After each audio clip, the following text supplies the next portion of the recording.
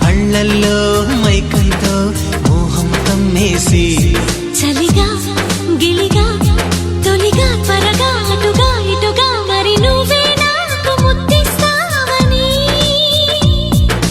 తడివేదాలు ముద్దిస్తావని నమ్మడానికి ఎంత బాగుందో నీకోసం రెక్కల గుర్రం ఎక్కి వస్తానని పగడపు దీనికి నిన్నే నేను తీసుకెళ్తానని ఇక ఏ నాటికి అక్కడే మనము